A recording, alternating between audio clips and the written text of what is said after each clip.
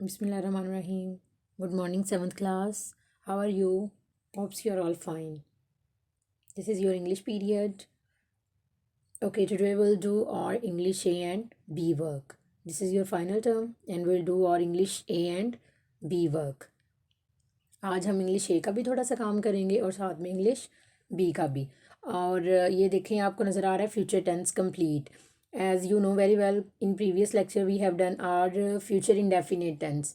हमने अपने previous lecture में फ्यूचर इंडेफिनिट टेंस किया था और साथ में एक वोकैबुलरी लेसन। तो आज हम करेंगे लेसन नंबर 22। इसका पार्ट ए करेंगे। You will have to open your book understand and communicate.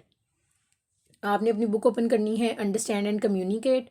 उस पर आपने ये part lesson number 22 part A, ये हमने इनके सेंटेंसेस बनाने हैं। मैंने सिर्फ आपको ये इसलिए पेज शो किया है कि यहाँ से आप देखें कि ये हमारे वर्ड्स हैं। वी हैव 10 वर्ड्स और यहाँ पे आप देख रहे हैं कि ये 10 वर्ड्स हैं। Use each word as a verb in a sentence. हमने हर वर्ड को एज अ वर्ब यूज़ करना है सेंटेंस में। तो ये हमारा लेसन नंबर 22 है, इसका part A. Okay, our first word is shout. इसका हमने सेंटेंस बनाना है। Shout, he shouted at the watchman. Shout का मतलब होता है चिल्लाना। उसने क्या किया? वॉचमैन, वॉचमैन किसको कहते हैं? चौकीदार को। वो चौकीदार पर चिल्लाया। Whistle, whistle, he whistled in amazement. Amazement कहते हैं हैरानी को। चैंट का मतलब होता है we are the champions chanted the fans. जिस तरह से कोई विनर हो और वो बोलते नहीं है कि हम जो हैं हमने ये जीत ली है चीज़, हम तो चैम्पियन है। तो इस तरह से खुशी से बोलना या इस तरह का जो है ना, इसका मतलब है चॉन्टेड। नेक्स्ट है हमारा एज। एज का मतलब होता है किनारा। The cloth is aged with white less.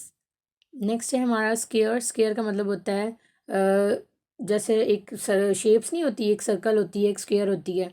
Square, he Drew square shape on the page. डिब्बे के शेप में जो है ना वो होता है। नेक्स्ट है हमारी नेट। नेट का मतलब होता है मुनाफा कमाना। She netted ₹500 from the sale. Okay, ये क्लास आपने जो है ना इंग्लिश ए की नोटबुक पे करना है काम। Okay,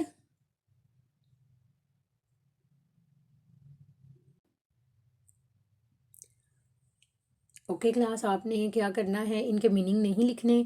you will just have to make the sentences of this word. इनकी मैंने सिर्फ फॉर योर कन्वीनियंस इनके मीनिंग बता दिए हैं।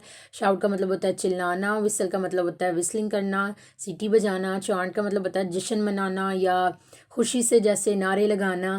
दोनों में से कोई भी आप इसको देख सकते हो। एज का मतलब होता है किनारे। स्क्वेयर का मतलब होता है चकोर और नेट का मतलब होता है मुनाफा कमाना।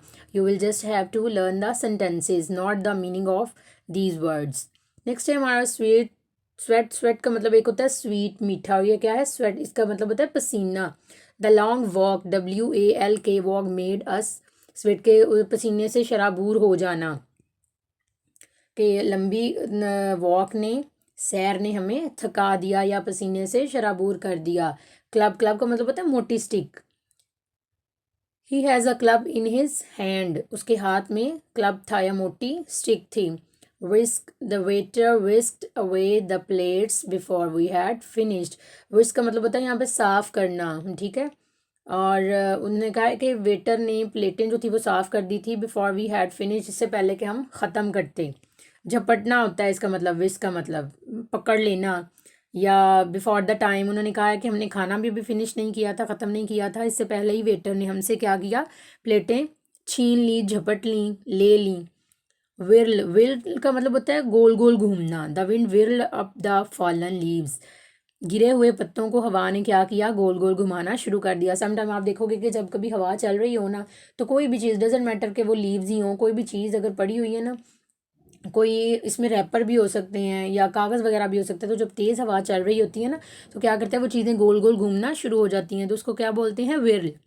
Next, trail. The storm left a trail of destruction behind it. The storm, तूफान ने, left a trail of destruction, तबाही की, जो तबाही छोड़ना होता है इसका मतलब। बिहाइंड इट, अपने पीछे, यानी तूफान आया और उसने क्या किया, थम जाने के बाद या तूफान ख़त्म होने के बाद क्या हुआ, उसने अपने पीछे तबाही छोड़ दी।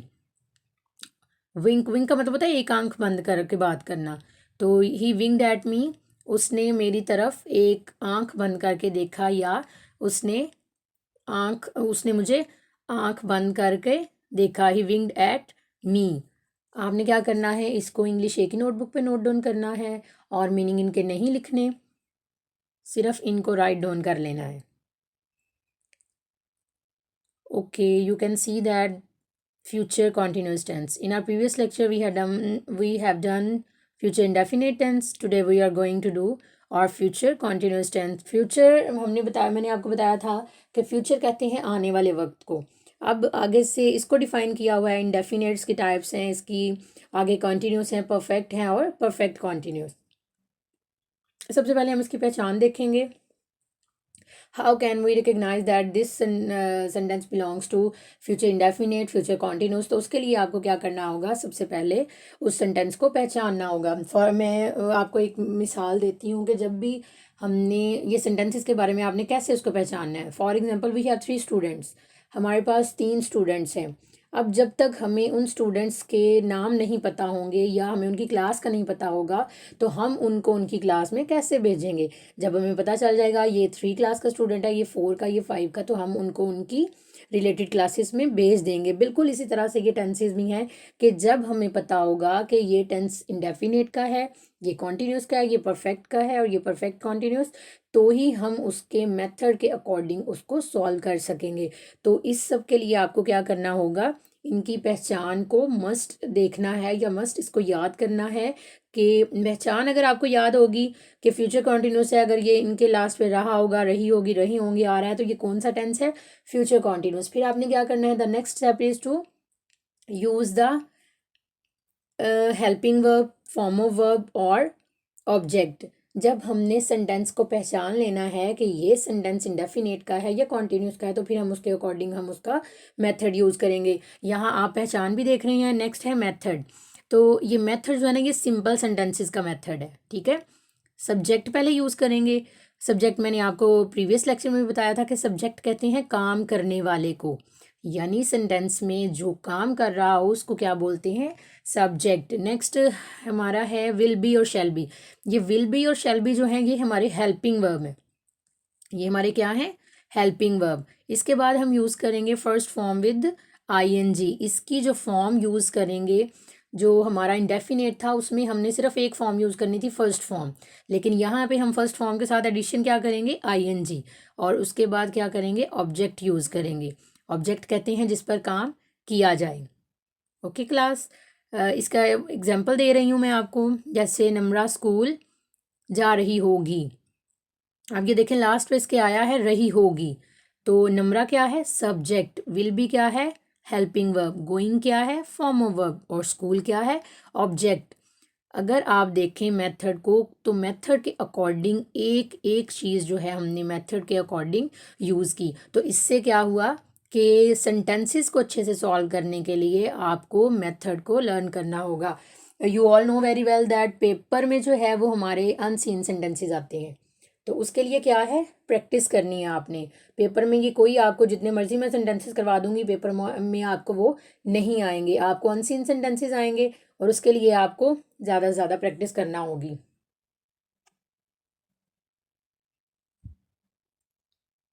अब नेक्स्ट हमारा नेगेटिव और इंट्रोगेटिव है।